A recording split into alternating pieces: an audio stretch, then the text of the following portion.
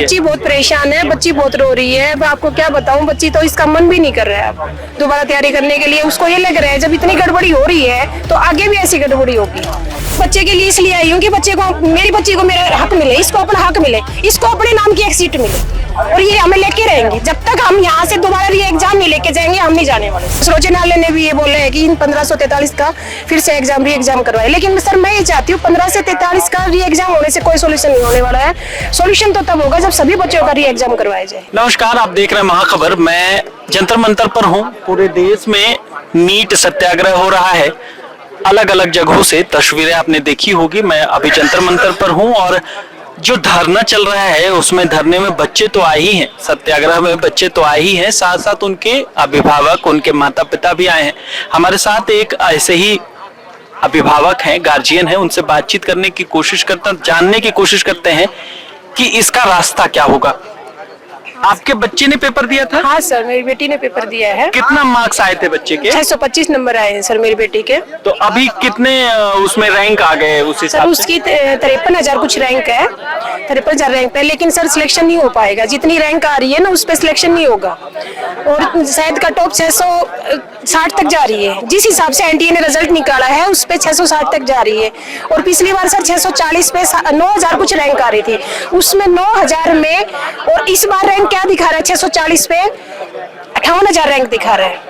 तो पिछली बार भी बच्ची ने पेपर दिया था? हाँ सर, पिछली बार भी पेपर दिया था। ये दूसरा अटेम्प्ट? हाँ, ये दूसरा अटेम्प्ट है।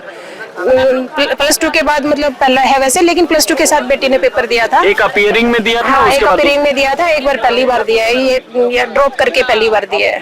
तो बच्चे की मन स्थिति कैसी है, क्या कहती है? बच्ची बहुत परेशान है, बच्ची बहुत रो रही है। मैं आपको क्या बताऊं, बच्ची तो इसका मन भी नहीं कर रहा है अब दोबारा तैयारी करने के लिए। उसको ये लग रहा है जब इतनी गड़बड़ी हो रही है तो आगे भी ऐसी गड़बड़ी होगी। एनटीए मानने को तैयार नहीं है कि कोई गड़बड़ी हुई है, कोई पेपर लीक जैसा मामला है। कैसे देखती हैं इसको? एनटीए ने आज सुप्रीम कोर्ट में इस बात को माफी मांगी और बोल रहे हैं कि हमसे गड़बड़ी हुई है, तभी तो दोबारा रिजल्ट निकालने के लिए बोल रहे हैं, दोबारा री एग्जाम करवा रहे हैं। और सर्वोच्च न्यायालय ने भी ये बोला है कि इन 1543 का फिर से री एग्जाम करवाए, लेकिन सर मैं ये चाहती हूँ 1543 का री एग्जाम होने से कोई सोल्यूशन नहीं होने वाला है। सोल्यूशन तो तब होगा जब सभी बच्चों का री एग्जाम करवाया जाए, क्योंकि रैंक बहुत ज्यादा जा रही है सर। इतनी रैंक जा नहीं सकती, बीच में बहुत सारे बच्चे आ गए। पिछली बार 610 पे 23,000 रैंक थी और इस बार 610 पे 70,000 रैंक थे। तो आप ये बताओ 1543 में कितने बच्चे क्वालिफाई होंगे? 700 बच्चे क्वालिफाई होंगे। 700 रैंक नीचे आ जाएगी तो इतनी रैंक कहाँ से आ गई? इतने बच्चे कहाँ से आ गए बीच में 30-40 की लगभग? ये तो पॉसिबल है ही नहीं, इम्पॉसिबल है बिल्कुल। तो इसके कारण जो बच्चों को 24 लाख बच्चों को ये लग रहा है कि मतलब पेपर में धांधली हुई है, तो क्या एनटीए को नहीं सोचना चाहिए कि पेपर दोबारा हो? तो आपको बच्चे के साथ यहाँ आने की क्या जरूरत पड़ी धरने स्थल पे बच्चों के साथ? सर बच्चे के लिए इसलिए आई हूँ कि मेरी बच्ची को मेरा हक मिले, इसको अपना हक मिले, इसको अपने नाम की एक सीट मिले और ये हमें लेके रहेंगे। जब तक हम यहाँ से दोबारा री एग्जाम नहीं लेके जाएंगे हम नहीं जाने वाले से, मैं पहले बता रही हूँ। जब तक एनटीए नहीं करेगा, घोषणा नहीं करेगा कि री एग्जाम होगा, हम यहाँ से नहीं जाएंगे। इसके लिए चाहे हमें कुछ भी करना पड़े, चाहे हमें सर्वोच्च न्यायालय का सहारा लेना पड़े, चाहे कुछ भी हो, चाहे धरना प्रदर्शन जब तक चलता रहेगा जब तक हमें रीनीट का एनटीए बोलेगा कि रीनीट होगा।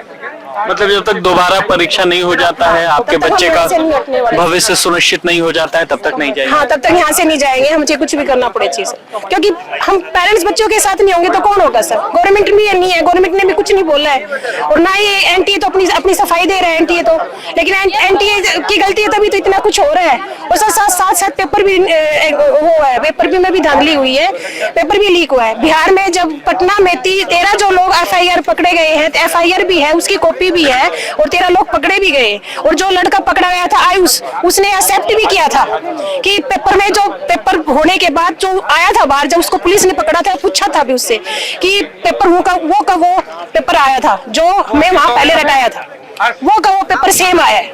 और एनटीए को क्या चाहिए? जब एनटीए को ये इतना जब सबूत मिल रहे हैं तो एनटीए को पेपर रद्द करके दोबारा करवानी चाहिए। मैं सिर्फ यही चाहती हूँ। ये हमारे साथ अभिभावक हैं जिनका कहना है कि जिस तरीके के सबूत मिले हैं, बिहार में गिरफ्तारी हुई है, आयुष एक बच्चा जो पकड़ा गया उसने ये सारी बातें कही हैं, तो सरकार और एनटीए को चाहिए कि अब दोबारा से उसका पेपर दोबारा कराया जाए और तमाम बच्चों का हक मिले। आप बने रहे महाखबर के साथ। मैं सुधाकर सिंह, धन्यवाद।